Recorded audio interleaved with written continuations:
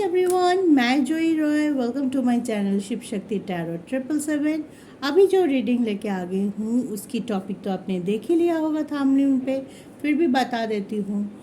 वो है आपके पर्सन जिसको आप प्यार करते हैं, जिसके बारे में आप सोचते रहते हैं, उनके दिलो दिमाग में अभी इसी वक्त क्या चल रहा है, उनका करंट फीलिंग्स क्या है आपके तरफ, आपके रिलेशनशिप के तरफ, वो हम देखेंगे। तो इस रीडिंग में पहले हम मेजर आर्काना यूज़ करेंगे इस डेक को, फिर हम उसमें से अगर क्लैरिफिकेशन की कहीं पे भी ज़रूरत होगी तो उसके लिए हम टैरो का यूज़ करते हैं। तो चलिए आज की रीडिंग हम शुरू करते हैं। ये कलेक्टिव रीडिंग है, सभी के साथ रिजोनेट पूरी तरह से करें ये तो नहीं हो सकता, जितना भी करें आप उसको ओपन माइंड ले लीजिए और रीडिंग को अच्छे से देखिए। ठीक है, अच्छे से समझने की कोशिश कीजिए कि यूनिवर्स से क्या गाइडेंस आपके लिए आ रहा है। तो चलिए देखते हैं मेरे व्यूअर्स के पार्टनर के अभी के लिए क्या है करंट फीलिंग्स।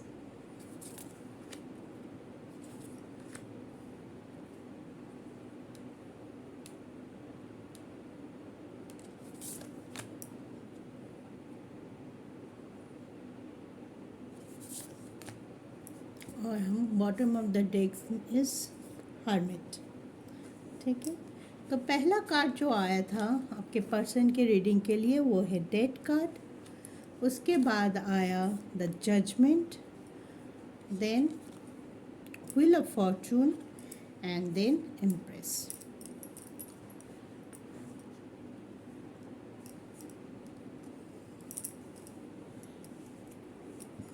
देखिए आपके पर्सन अभी अपनी कर्मा रिलीजिंग प्रोसेस में है।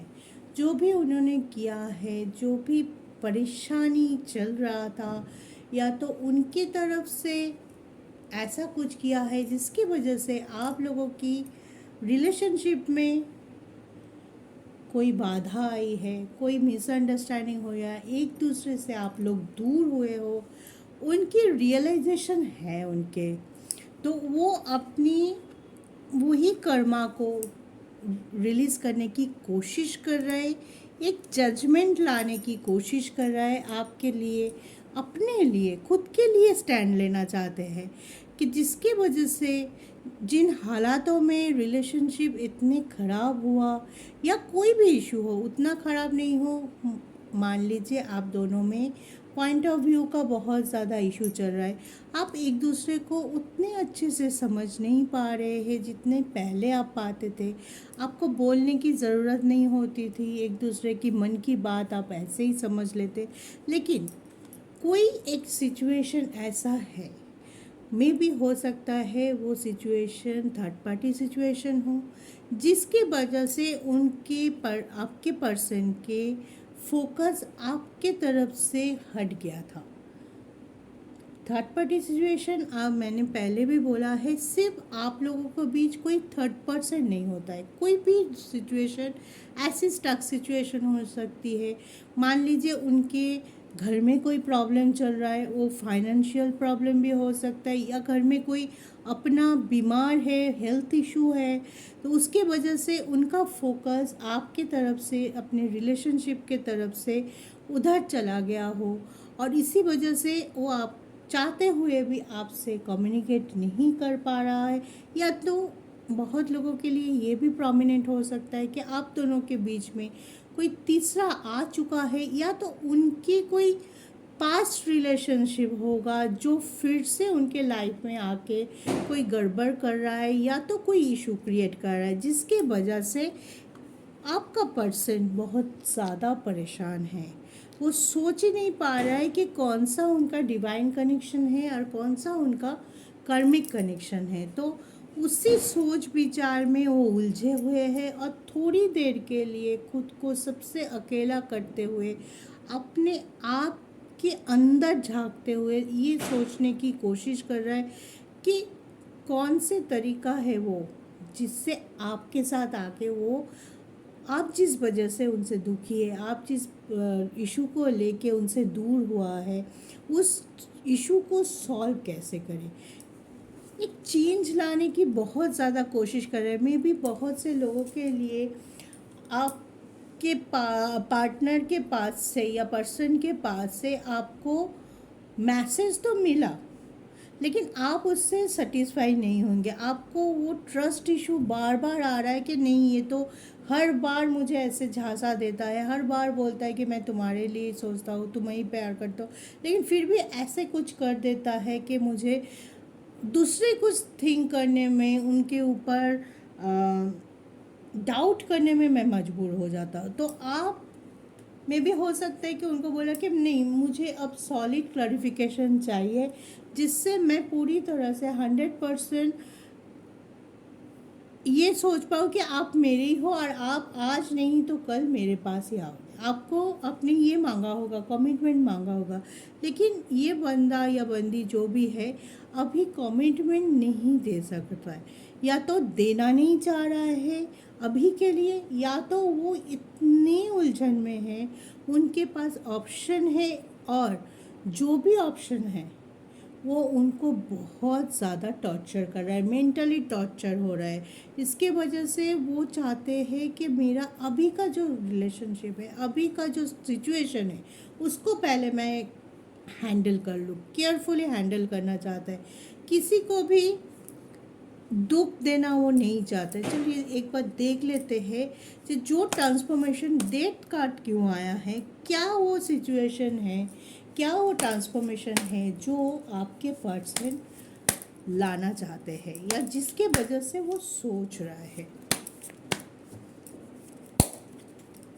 चलिए देखते हैं वो कौन सा चेंज है, कौन सा ट्रांसफॉर्मेशन है जो आपके पर्सन अभी के लिए लाना चाहते हैं। ठीक है, इसको क्लैरिफाई कर रहा है the fool and 9 of cups की एनर्जी। तो वो कुछ ऐसे पॉजिटिविटी है जिसकी तरफ में भी पहले वो सोचा ही नहीं होगा कि इस जगह से मुझे कोई स्टकनेस मिल सकती है, या तो कोई ऐसे रिलेशनशिप होगा जिसको उन्होंने प्रॉपरली क्लोजअप नहीं दिया था। ठीक है, वही रिलेशनशिप फिर से उसके पास लौट के आ रहा है और उधर से कोई प्रेशराइजेशन ज़रूर हुआ होगा जिसके वजह से आपके पर्सन दुखी और उस सिचुएशन से वो बार बार खुद को बाहर लाने की कोशिश कर रहे हैं, लेकिन जो भी कोशिश वो कर रहा है वो इनफ नहीं है।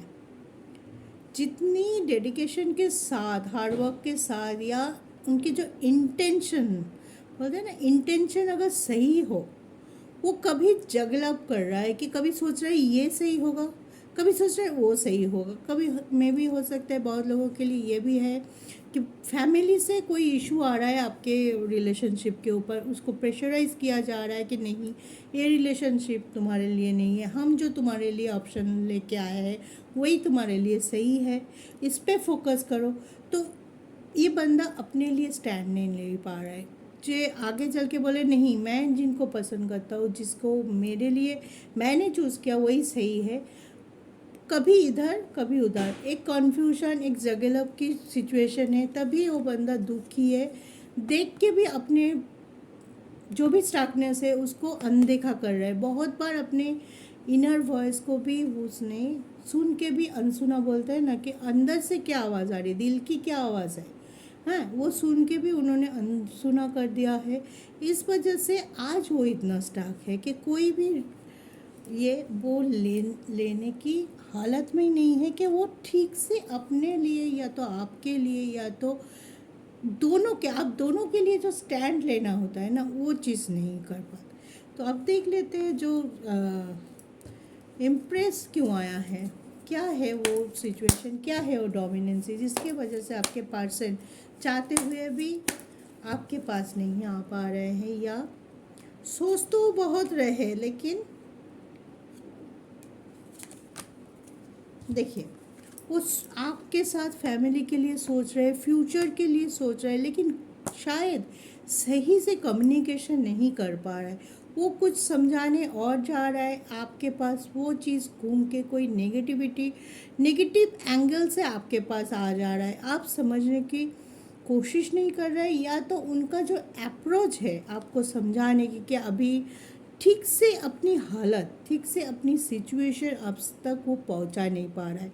और कभी कभी हो सकता है जब ऐसे है तो वो अपनी फ्रस्ट्रेशन में आपके साथ गलत बिहेव कर रहा है।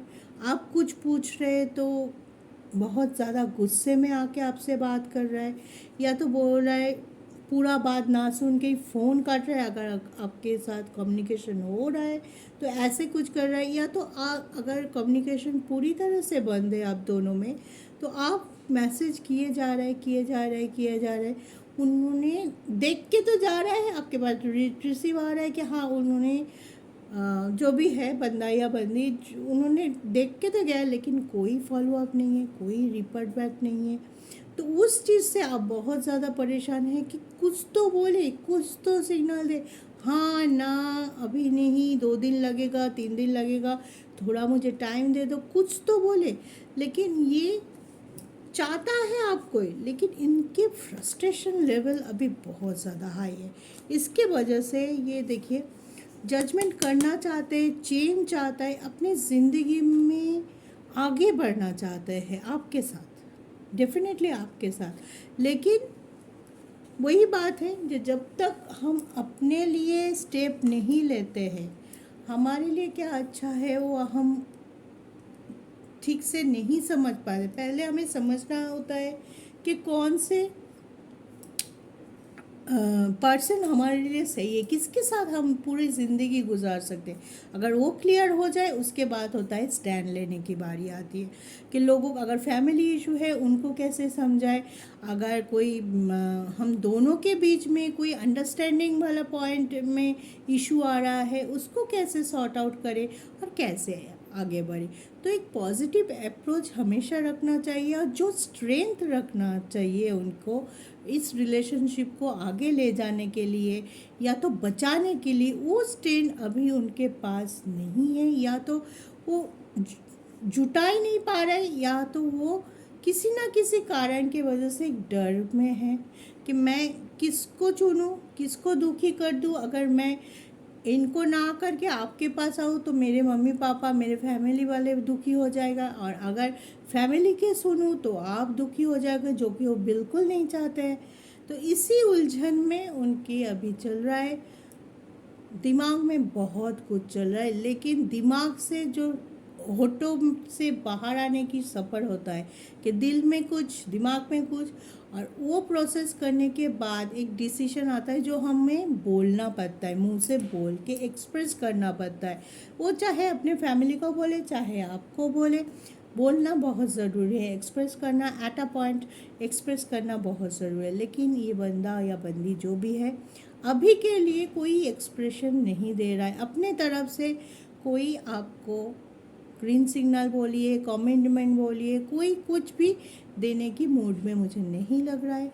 उनको और थोड़ा टाइम हमें देना पड़ेगा, आपको देना पड़ेगा, क्योंकि जब तक वो खुद की मन की बात पे, एक बात पे आके डिसाइड नहीं कर लेता, वो आगे आके आपको नहीं बता पाएगा। तो उसके लिए हमें थोड़ा सा टाइम देना पड़ेगा। मे बी जो नंबर आया है, ठीक है, 3-4 महीना और लगेंगे मुझे लग रहा है। आपको जो व्यूअर से देख रहा है, जिसके साथ रिजोनेट कर रहा है मेरी रीडिंग, उनके पार्टनर की तरफ से 3-4 महीने के अंदर अंदर कुछ ना कुछ पॉजिटिव ज़रूर आपको मिल सकता है, क्योंकि ये बंदा प्रोसेस में है, प्रोसेस पॉजिटिविटी के तरफ, प्रोसेस अपने लिए, अपने रिलेशनशिप के लिए एक स्टैंड लेने के तरफ। तो ये चीज़ सबसे ज़्यादा पॉजिटिव है, ये चीज़ सबसे ज़्यादा अच्छा है कि एक जजमेंट ज़रूर चाहते हैं, एक चेंज ज़रूर चाहते हैं, जो चेंज आप दोनों के लिए बहुत ज़्यादा अच्छा हो। ठीक है, तो ये था आपके पार्टनर की अभी के लिए क्या सोच, क्या करंट फीलिंग आपके पार्टनर की। तो आज यहाँ तक, बहुत अच्छे रहिए, take care, have a good day, बहुत अच्छे से रहिए, और अपने ऊपर, ईश्वर के ऊपर हमेशा भरोसा रखिए कि वो जो करेंगे आपके लिए सही करेंगे, और ठीक टाइम पे आपको जो भी मिलना है, जो आपके लिए सही है, वो आपको ज़रूर मिलेगा। जय शिव शक्ति।